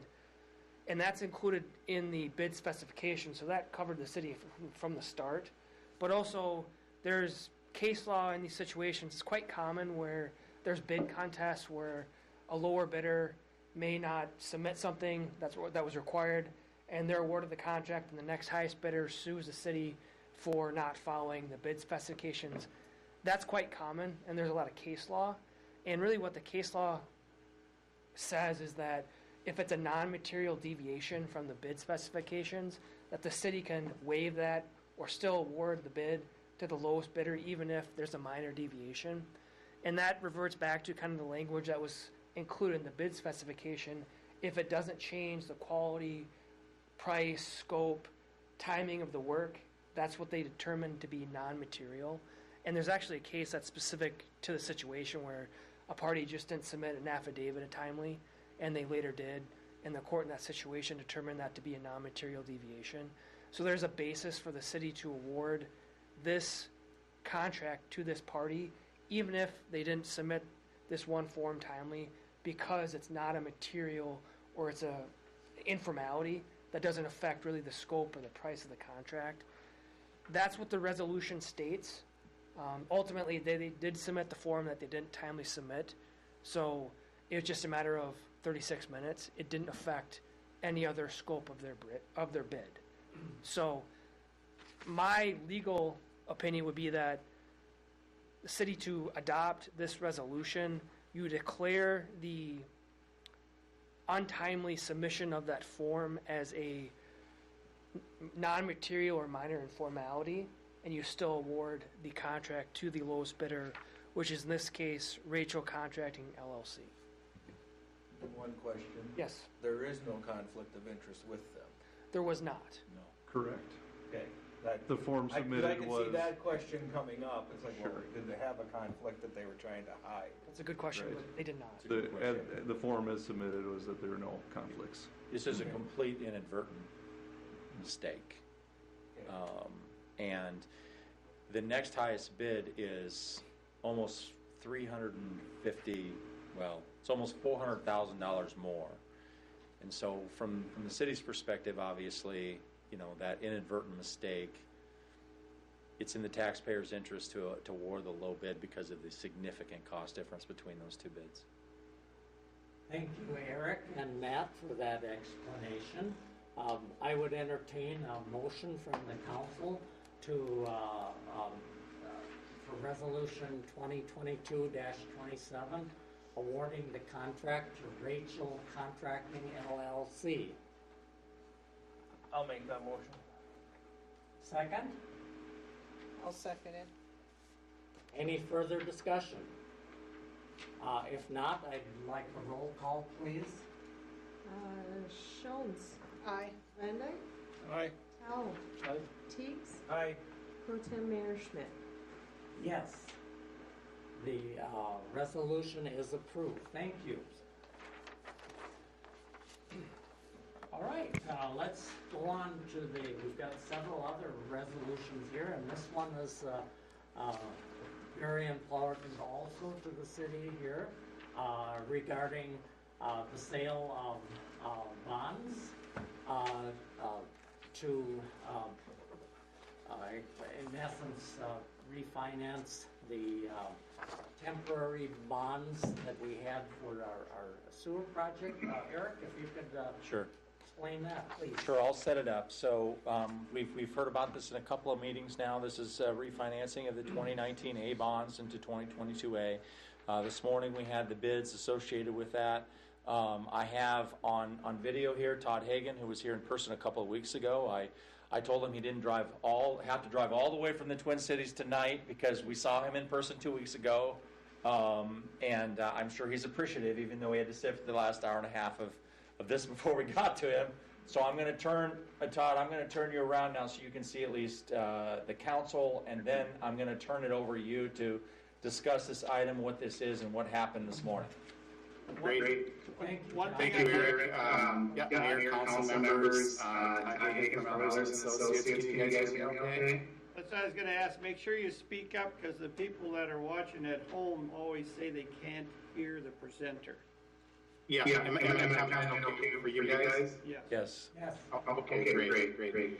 Thanks for setting this up there. Appreciate it. Again, thanks for having me remote. I appreciate that as well. I know the snowstorm's coming later on, but that was nice of you to let me hang out here and speak to you remotely. So yeah, we've got this set up as a sale day report for the council. It's kind of a short summary of kind of the final numbers. I don't have it up on the screen. I think it was copied and each member has it in front of them, so I think that's a little bit easier to kind of walk through this. there's attached to the pre-sale or the sale day report, the final bid tabulation, the final bond numbers, your wonderful rating report, the bond buyer index graph kind of showing the trend of where rates are, and then you should have a final bond resolution from your bond attorneys at Kennedy and Graven, so that should be kind of a bond resolution that you would consider action on after I kind of walk through this with you. So again, yeah, thanks for teeing this up, Eric. We're refinancing 2019 temporary bond. It's maturing on May 1. It's for that Phase 3 infrastructure improvement project. Then ahead of the USDA Rural Development long-term loan that's going to take this out eventually here. So we need a little bit more time on that temporary bond for various reasons. COVID might be one of them that just sort of slowed things down a little bit. So this will sort of extend that time period, actually up to 3 years if we want to. But you have the bonds callable or prepayable within a year, so that will work for us as well. So lots of flexibility with this temporary bond. So before I get to the bids here, I do want to talk a little bit about the bond rating report. So, we did go through Standard & Poor's again. You haven't been rated since 2019, and we issued all sorts of bonds for you here. We did have the analyst from Standard & Poor's on. I think the lead was from Denver, and the second was from Chicago, which is where Standard & Poor's base is.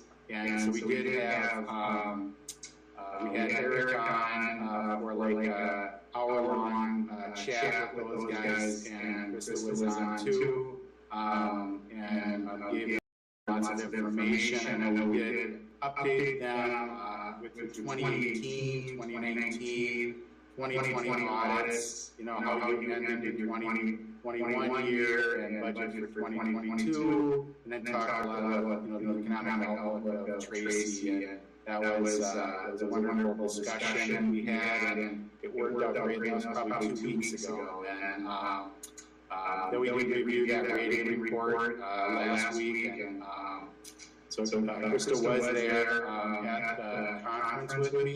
She did stop by, so I was sure that she was at the conference, and was also looking at the report with us too, as well. So we had all hands on deck walking through that. And so how that bond rating ended up for you folks was you did get affirmed your A stable outlook bond rating. That's the City of Tracy's bond ratings. You did maintain that after all those audits and years have gone by. Congratulations for that.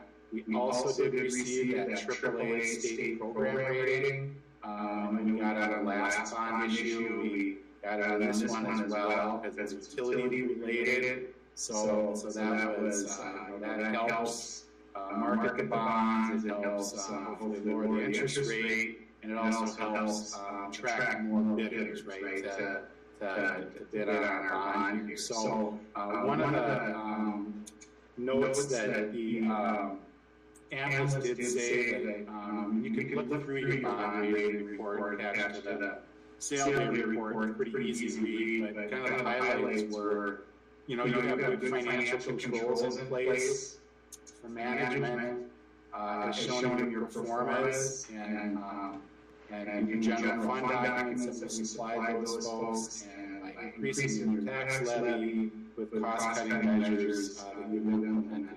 Also, although your reserves have declined some, the changes you've implemented will help move that back up. So everything looked real stable, pretty much status quo in the eyes of Standard & Poor's. We did appreciate this time around, having that rate study you guys did done, and getting performance and kind of a plan to pay a long-term bond that will help so much during this fall. And maybe Tracy looked good, we all look good in the eyes of Stan, of course, appreciates staff and, of course, the council for going through all of that, those analysis, and worked out great for our report. So kind of getting back to where the bids were, just getting back to the sale day report here.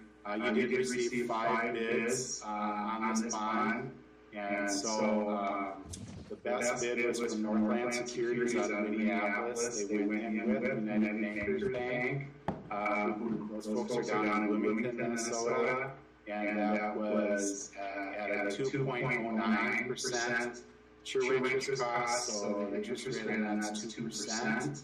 And then we had bids from Chicago, Piper Sandler, kind of the Piper Jaffray, if you remember those folks, 2.34. We had Baird out of Milwaukee, Wisconsin at 2.49. We had Huntington Securities out of Chicago at 2.75. And Rock Financial out of Milwaukee at 3.02. So lots of good bidding going on there as well. We did, so the recommendation would be to go to low bidder Northland Securities for tonight's approval when you get to that point. So we all came in, as far as the cost of issuance, we all came in at that amount we talked about on the resale report a month ago. And then the bidding parameter the underwriter took, and we were talking about that. We want to make sure that we have enough just to kind of chew on, right? That they wanted all of it, some of it, or none of it. So it ended up being not 0.8%, which is what we call $8 a bond. It came in, these folks came in, Northland came in at 0.288%, so $2.88 a bond. I think in 2019, the underwriter took 0.351%, so $3.51 a bond. So we came in lower as far as what they needed to reoffer the bonds to the public. And then, of course, the interest rate's up a little higher than we expected, just because the market is moving in that direction. So we had a nice concession there, I think. So less money that the city needs to come up with for cash, because we kept the bond at the $8,395,000 mark that it was before. So I think that's good news there as well. And as far as public bidding is concerned, the sale day report looks at the low bid, high bid, and the bond issue of this size. The difference is just it's north of $230,000, so it really pays to send this out for competitive bidding. You just don't know who's got the appetite for this. It's an easy read for everyone, and it's an A-rated and a AAA guarantee behind it, so it's good all the way through here. So the closing's going to occur on April 21. By wire transfer, and our office has everything for you guys just to make that seamless. And so we paid that old bond off on May 1. It's kind of a done deal. So we're sort of going to be on, you're going to be on autopilot. That's what we want our clients to feel, that you don't have too much effort here and getting this taken care of. We'll take care of that for you. So hit the highlights on this. I like the way it came in. It was very competitive. I don't know if you, I just to throw in technical terms, kind of the way the market is right now.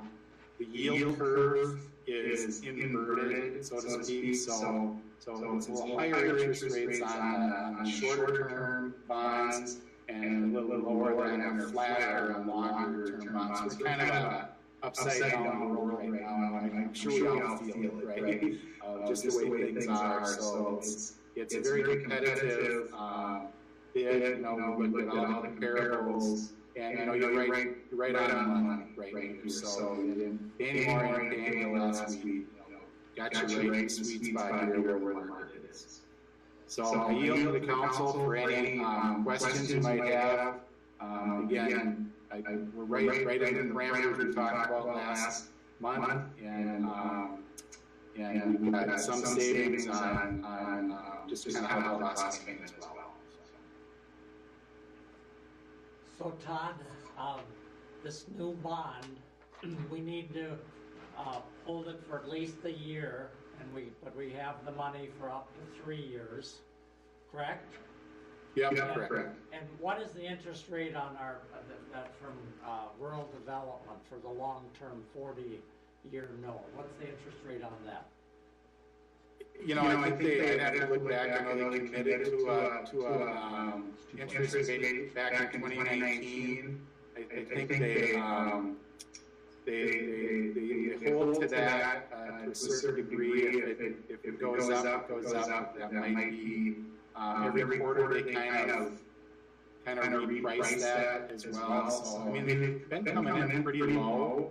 So and it's kind of subsidized, right? So I think you'll get a pretty good deal on that. They do want us to convert this out when they're ready.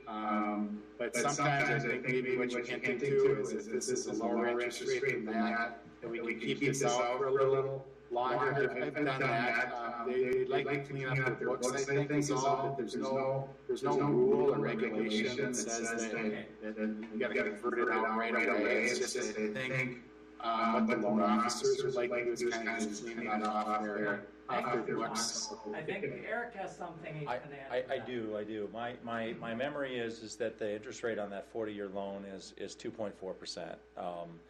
And I believe that's what we committed it to in 2019. We had a conversation with Rural Development about this. Actually, I did about a week ago, and what he's telling us is that the way that the current agreement is working is that we actually have to finish the last payment by August 28th, 2023. And he was indicating to us that we could probably close on the money, sometime later in that fall. So I would say October, November 2023, something like that is when that loan would essentially be finalized. That's under the current agreement. If something happened and we had to renegotiate that in some way or change the timing of that, we don't anticipate that at this point. But that's my memory of the way that the situation is sorted out. And I don't know if Shane and Krista have anything to add to that, but I think that's correct. I think it's actually 2.43, but I could be wrong about that. I think that's about right. Any other questions from the council, from Todd or Eric? So one other thing to add is that we had mentioned a month or so ago when we went through this that it's going to cost us about an extra $90,000.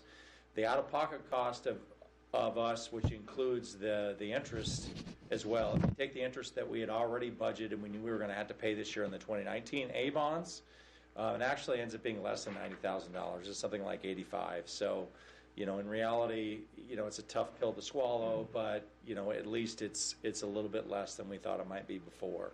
And so we'll end up having to bring back a budget amendment to you at some point. I think Krista indicated that on her form for this amount, but that'll come a little bit later. All right. Without hearing any further questions from the council, I will entertain a motion to approve Resolution 2022-28, approving the sale of these temporary bonds to Northland Securities Incorporated of Minneapolis. I'll make a motion to approve Resolution 2022-28, to approve the sale of the bonds. Thank you. Do we have a second? I'll second it. Any other further discussion? Hearing none, could we have a roll call vote approving that resolution on the sale of these bonds? Tao? Aye. Teagues? Aye. Landay? Aye. Jones? Aye. Pro Tem Mayor Schmidt? Yes, the resolution passes. Thank you, Todd, and thank you, Eric and Krista, for all the work that you did and not only selling this bond and getting it ready to get bids, but also in getting that AAA rating And I think this is an example of why it pays to have competent people at the controls when we have a major issue like this. So, thank you. Good job. Welcome. Thanks, Todd. Thank you very much for the business and sticking with us. We really appreciate it. You betcha. Thank you. I'm going to sign you off now, Todd. Thank you. All right. Bye-bye. Thanks. See ya. Thank you. All right, we'll move down with our resolutions. We have a resolution to consider the approving of a gambling permit that's been applied for from St. Mary's. Eric, could you have some background on that? I just, if anything, if Diane has anything on it, otherwise I don't. It's just for their garden tour. Didn't we approve this? We did for their dinner raffles that they do. Oh, This gotcha. is for a garden tour, so Gotcha. it's something a little different. I say, geez, we're just approving Just raffles? did. Yep. I'll make a motion. Yeah, we're going to turn ourselves into Vegas, yes. I'll make a motion to approve resolution 2022-29. Thank you. And a second? Okay, any further discussion? Could we have a roll call on this, please? Shones? Aye. Towle? Aye.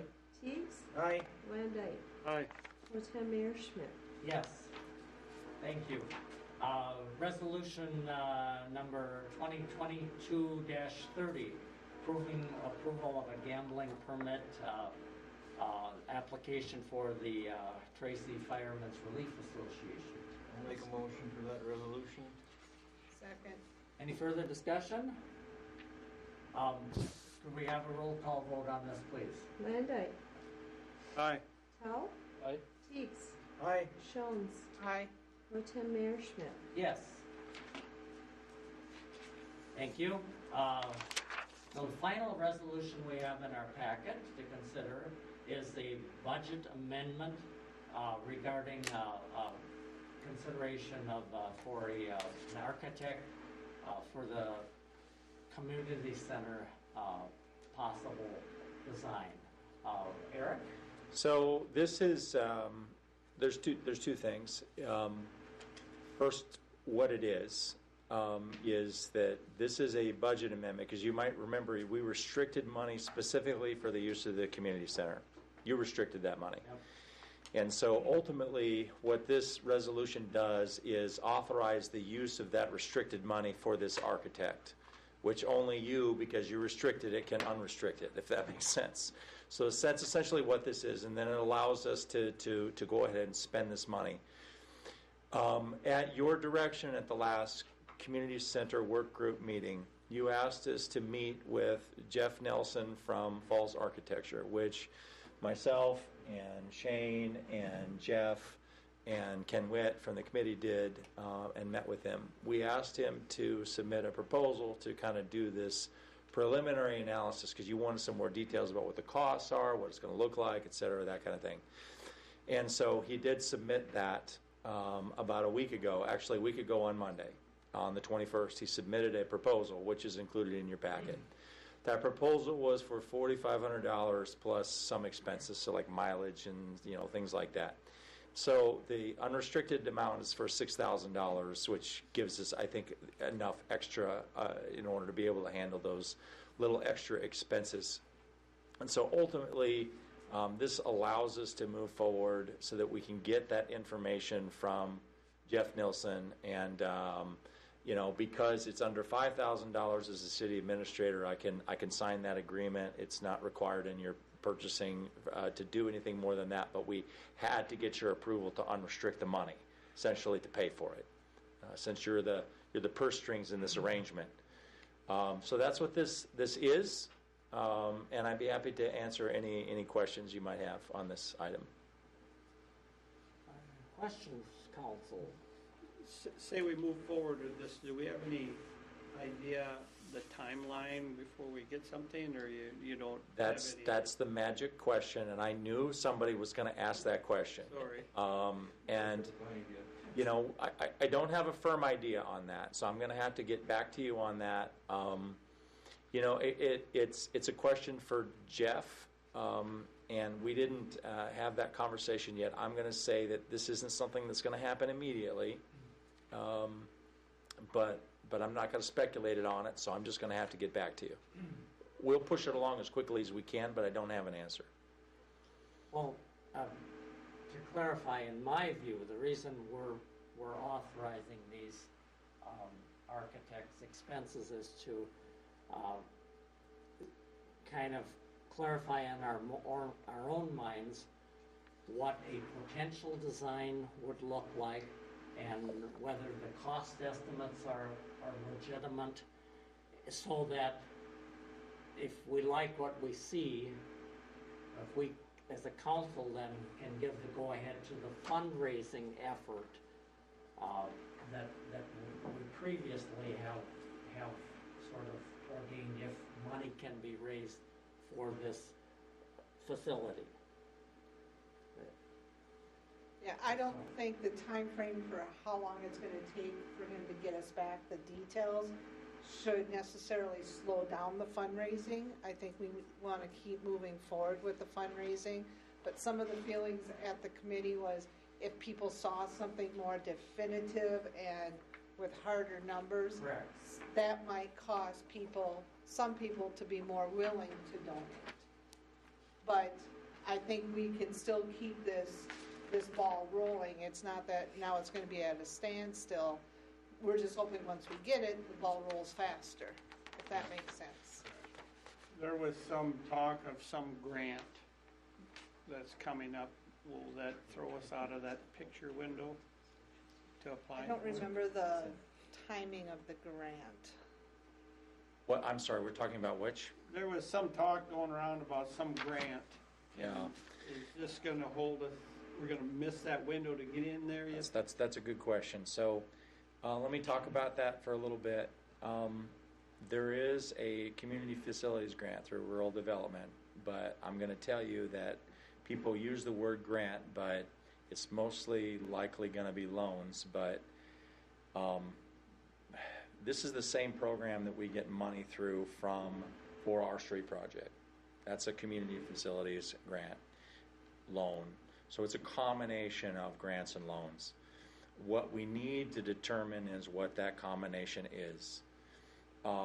And so we actually have a meeting set up tomorrow with rural development, and that will include some of the staff and will include Ken, to discuss, what this looks like. You may, and ultimately, this is something we've investigated before as well. It's a program that we're familiar with. And I think it's important to keep people's expectations low because I'd rather overpromise and underdeliver. You know what I'm saying? But we're certainly investigating it. Now, that program is on a rolling basis, so there's no specific deadline associated with it. It depends on a couple of things. The last time I looked at it, which is it would have been in December of 2020, they had money that was appropriated, or there was money that was allowed. There are federal programs, and so you could have money that they have appropriated, but they're not allowed to spend, depending on congressional action. So remember, I don't know, like a year and a half ago, or every once in a while, this happens where there's this big government shutdown, and the federal government says we don't have any money, and so they might have money identified in these programs, but it's because Congress has not given them the money, they can't spend it. So we need to figure out what's available in the fund and then how we would qualify for the fund. And our qualification is going to be based on our average median income for the city of Tracy compared to other rural communities in Minnesota, not compared to the Twin Cities, because they take the Twin Cities out of the deal and they look at us only in comparison to other communities like us. So a lot of times people say things like, well, you guys are, we're poor. Well, we may be relatively less well off than Eden Prairie, but the federal government doesn't look at that. The federal government only looks at us compared to other cities that are similar to ourselves. And so This is going to be part of the conversation we're going to have with rural development tomorrow, because I think it's really important that we be, first of all, open and transparent about these things, and second of all, I really want folks from the committee to hear things from the horse's mouth, because I think it's important that we continue the momentum and build the trust that we have on these kinds of issues. So, to answer your question, Council Member, it's rolling. It depends on whether the federal government and Congress has funded the program or not. And in addition to that, it also depends on to what extent we qualify in terms of how much loan and how much grant. And as you know, the resolution that you passed has said that we can look at funding for the community center that includes the money that's already been restricted, grant money, and fundraising. You have not authorized us to look at loans yet at this point. So that would have to change, but we'll have, if we want to include loans as part of this program. But ultimately, we're going to have some discussions with rural development about it to understand more. So that was a really long-winded answer, probably more detail than you asked for, Council Member. My apologies for that, but I think it was important for you to understand the entire context. And the gist is, after your meeting tomorrow, you might have a better idea if it's something that we would consider applying for, Yeah. what the timeline is, so that then Yeah. you could contact Jeff and say, we Yep. want to apply for this grant, we need this stuff by this. Oh, Can you yeah, do that absolutely, expectation? absolutely. We're kind of on a fact-finding mission at this point. We have read what's called the Notice of Funding Opportunity that talks about, the qualifications for the grant and loan program and things like that. And so we do understand, that part of it. But, this is the process. You read that material and you talk to them and say, hey, how do you feel about this? What do you think with us? And so yeah, we're going to have some conversations with our rural development contact that's been helping us with our current street project, because that's a rural development project. Yep. So. Any other questions? If not, I would entertain a motion to approve Resolution 2022-31, approving the budget amendment for the community center architect. I'll make that. Cool. Any further discussion? If not, could we have a roll call vote on this, please? Teagues. Aye. Towle. Aye. Van Dyke. Aye. Jones. Aye. Pro Tem Mayor Schmidt. Yes. All right, we've got our city attorney on our agenda here. Do you have anything further to report? Not other than what's been discussed previously, Mayor Pro Tem. Okay, very good. Well, if not, I would have entertain a motion to close this meeting and then have a private meeting, closed meeting to discuss a legal matter.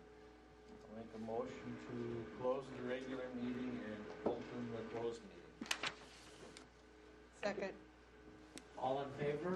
Roll call, please. No, just